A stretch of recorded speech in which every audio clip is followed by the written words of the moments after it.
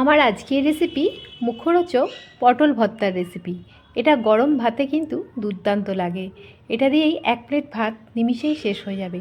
নমস্কার বন্ধুরা, কিচেন ক্রাভিংসের আবারও একটি নতুন এপিসোডে সবাইকে স্বাগত জানিয়ে হাজির হয়ে গেছি একটা নতুন রেসিপির সঙ্গে। দেখেই বুঝতে পারছো রেসিপিটা কত লোভনীয় হয়েছে। তোমরা দেরি না করে আজই ট্রাই করে ফেলো এই পটলের ভর্তার রেসিপি।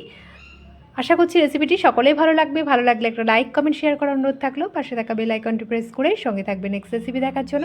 আর ভিডিওটি স্কিপ না করে পুরোটি দেখার অনুরোধ থাকলো বন্ধুদের কাছে।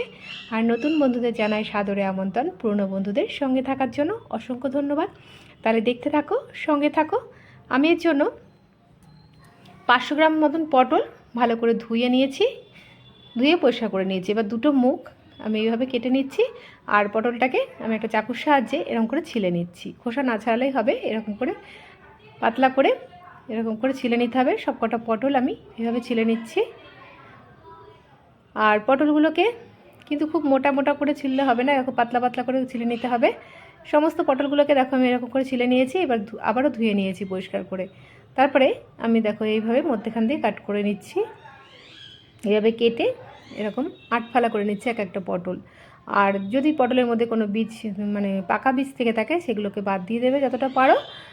এবারে আমি একটা ওভেনে একটা গরম জল বসিয়ে দিয়েছি একটা পাত্রে। এবার আমি পটলগুলোকে একটু ভাপ দিয়ে নেব। মিনিট 10-এর জন্য আমি পটলটাকে ভাপ দিয়ে নিচ্ছি। তার জন্য দিয়ে দিচ্ছি একটু লবণ। লবণটা দিলে খুব তাড়াতাড়ি বয়েল হয়ে যায়। একটু নেড়ে চেড়ে আমি ঢাকনা দিয়ে দিচ্ছি 10 থেকে 12 মিনিটের জন্য। ফিরে আসছি 12 মিনিট পর। দেখো পটলগুলো কিন্তু সেদ্ধ হয়ে গেছে খুব সুন্দর করে। আমি এটা খুন্তির সাহায্যে দেখো আমি এরকমভাবে কেটে দেখাচ্ছি, সেদ্ধ হয়ে গেছে। এবারে আমি পটলগুলোকে জল ঝরিয়ে একটা চাকনির সাহায্যে জল ঝরিয়ে আমি এগুলোকে একটা পাত্রের মধ্যে তুলে নিচ্ছি। তারপরে পটলগুলোকে একটু ঠান্ডা করে আমি এগুলোকে ব্লেন্ড করে নেব। পটলগুলোকে আমি একটু ঠান্ডা করতে দিলাম।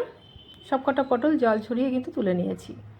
মিনিট 10 পর আমি একটা মিক্সিং জারের মধ্যে নিয়ে নিচ্ছি এই পটলগুলোকে। আর দিয়ে দেবো এর মধ্যে 8-10টা কাঁচা লঙ্কা, যে যেমন ঝাল খাও সেই অনুযায়ী দেবে। তারপরে এটাকে আমি ব্লেন্ড করে নিচ্ছি। স্মুথ একটা পেস্ট রেডি করে নিয়েছি। এবারে ওভেনে একটা কড়াই আগের থেকে বসিয়ে দিয়েছি গরম হওয়ার জন্য। তারপরে দিয়ে দিচ্ছি সর্ষের তেল।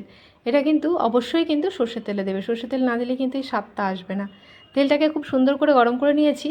আর ফোড়নে দিয়ে দিচ্ছি একটু কালো জিরে আর 2টো শুকনো লঙ্কা চিড়ে দিয়ে দিচ্ছি।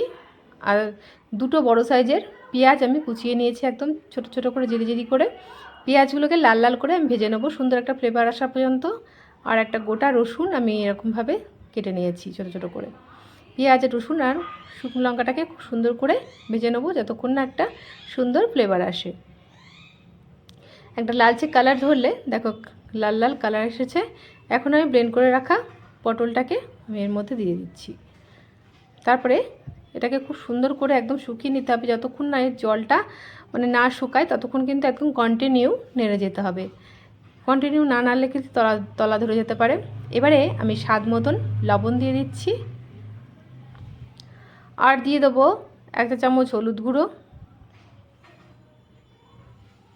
দিয়ে কন্টিনিউ আমি এটা কিন্তু নেড়ে যাব।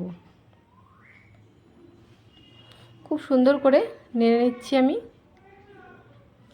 দেখো আস্তে আস্তে কিন্তু জলটা শুকিয়ে আসছে। জল কিন্তু একদম থাকলে হবে না, জল একদম শুকিয়ে গেলে কিন্তু স্বাদটা কিন্তু দুর্দান্ত লাগবে। এটা তোমরা অবশ্যই একবার ট্রাই করে দেখো বন্ধুরা। গরম ভাতে কিন্তু আর কিচ্ছুই লাগবে না। যাদের মুখে অনেক সময় জ্বরের জন্য মুখে অরুচি হয়, কিছুই খেতে ভালো লাগে না, তাই এরকমভাবে যদি পটলের ভর্তা করে দেওয়া যায় ঝাল ঝাল করে কালো জিরে, কাঁচা লঙ্কা, রসুন, পেঁয়াজ দিয়ে, তাহলে কিন্তু মুখ একদম ছেড়ে যাবে, জ্বরের মুখও ছেড়ে যাবে। আর সঙ্গে দিয়ে দিচ্ছি নুন ঝাল মিষ্টি ব্যালেন্সের জন্য একটু চিনি। চিনিটা না দিলে কিন্তু একদম স্বাদ আসবে না, নুন ঝাল মিষ্টি ব্যালেন্সটা একদমই আসবে না। দেখো আস্তে আস্তে কিন্তু পুরো জলটাই কিন্তু এর মধ্যে শুকিয়ে গেছে। পুরোটাই জল শুকিয়ে নিয়েছি আমি। তারপরে একটা প্লেটের মধ্যে আমি এটাকে সার্ভ করে নেবো। তারপরে গরম গরম ভাতের সাথে কিন্তু এটা একদম জমে যাবে। আর অবশ্যই এটা কিন্তু একটু বেশি করেই ঝাল দিতে হবে। অবশ্য যারা ঝাল খেতে পারো তাদের জন্যই বললাম। যারা বেশি ঝাল খেতে না পারো তাদের মানে যতটা যে ঝাল খেতে পারো সেই অনুযায়ী ঝালটা দেবে, লঙ্কাটা দেবে, কাঁচা লঙ্কাটা। তবে যতটা ঝাল দেওয়া যায় কিন্তু স্বাদ বেশি বাড়বে। আর নামানোর আগে দিয়ে দিচ্ছি একটু কাঁচা তেল। তেলটা দিয়ে খুব ভালো করে নেড়ে নিচ্ছি। এবারে একটা প্লেটের মধ্যে সার্ভ করে নিচ্ছি। তোমরা কিন্তু এইভাবে পটলের ভর্তা রান্না করে দেখতে পারো, দারুণ লাগে খেতে।